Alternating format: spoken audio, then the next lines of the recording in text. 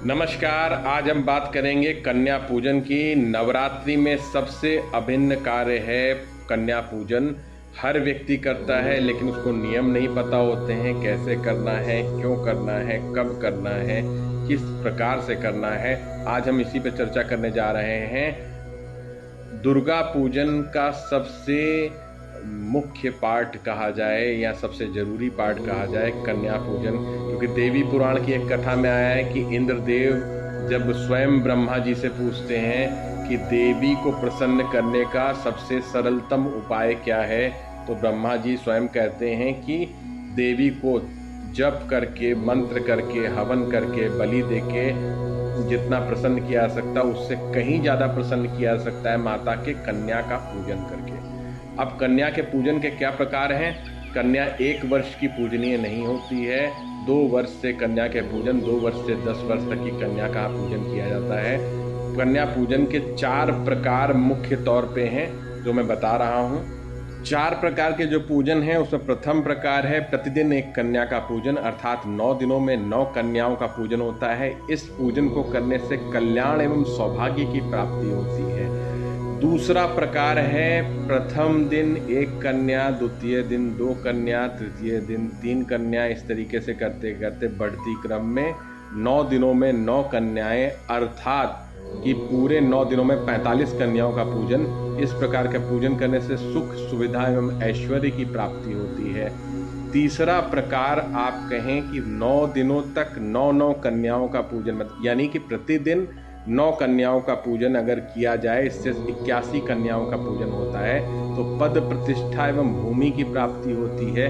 और चौथा प्रकार कह लीजिए जो सबसे प्रचलित है वो ये है कि आप अंतिम दिन, वो अष्टमी, कुछ लोग अंतिम दिन मानते हैं कि कोई नवमी वाले दिन करता है कन्या पूजन, उसका कन्या पूजन करने के बाद 9 कन्याओं को पूजना, उसको करने से दुख, दरिद्रता एवं शत्रु का नाश होता है। इसको अत्यंत जरूरी अंग है, इसको जरूर करना चाहिए। शास्त्रों के अनुसार कन्या की अवस्था बात करें तो 1 वर्ष की कन्या का पूजन नहीं करना है, ये मैं पहले बता चुका हूँ। 2 वर्ष की कन्या को कुमारी कहा जाता है, इनके पूजन से दुख, दरिद्रता एवं शत्रु का नाश होता है। 3 वर्ष की कन्या को त्रिमूर्ति कहते हैं, धर्म, काम की प्राप्ति, आयु वृद्धि होती है 3 वर्ष की कन्या के पूजन करने से। 4 वर्ष की कन्या को कल्याणी कहते हैं, धन, धान एवं सुखों की वृद्धि होती है। 5 वर्ष की कन्या को रोहिणी कहते हैं, आरोग्यता एवं सम्मान की प्राप्ति होती है।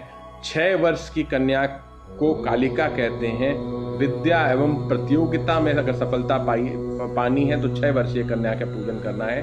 7 वर्षीय कन्या को चंडिका कहते हैं, जिसके पूजन करने से मुकदमा एवं शत्रु से विजय मिलता है। 8 वर्ष की कन्या को शांभवी कहते हैं, राज्य एवं राजकीय सुख की प्राप्ति होती है। 9 वर्ष की कन्या को दुर्गा कहते हैं, शत्रुओं पर विजय एवं दुर्भाग्य का नाश कराती हैं। 10 वर्ष की कन्या को सुभद्रा कहते हैं, सौभाग्य एवं मनोकामना की पूर्ति करती हैं।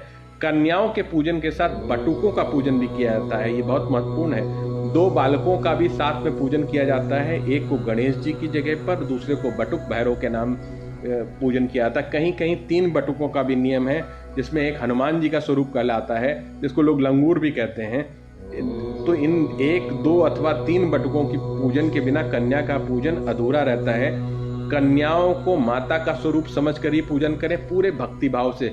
उनको कन्या ना समझे कि आप माता के चरण धुला रहे हैं। उसके बाद साफ सुथरे स्थान पर उनको बैठा लें, कन्याओं के मस्तक पर तिलक करें, लाल पुष्प दें, माला चढ़ाएं, चुनरी अर्पित करें। उसके बाद आपको भोजन करवाना है। भोजन में मीठा अत्यंत आवश्यक है। दूध से निर्मित कोई भी मीठा हो, ये अत्यंत आवश्यक होता है एवं अच्छा होता है। भोजन कराने के बाद कन्याओं को यथासंभव फल, मिठाई, श्रीफल, दक्षिणा, वस्त्र एवं कुछ उपहार स्वरूप प्रदान करें।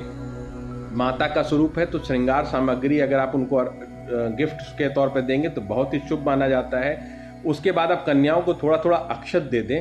अक्षत देने के बाद जब आप उनसे आशीर्वाद के लिए जब उनका चरण स्पर्श करें तो उन माताओं से कहें, उन माता रूपी कन्याओं से कहें कि वह अक्षत आपके सर पर डालें। यही माता का मुख्य आशीर्वाद है।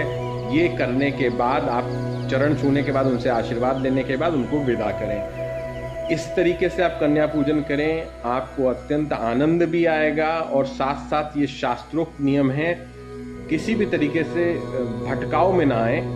जो मतलब जब भी आप पूजन करने जा रहे हैं माता स्वरूप कन्याओं का, तो इसका ध्यान देना है कि उनको कन्या के भाव से ना देख के माता के भाव से देखें। उनको आप सर्वस्व लुटा दें, उनके ऊपर जो आप गिफ्ट कर सकते हैं।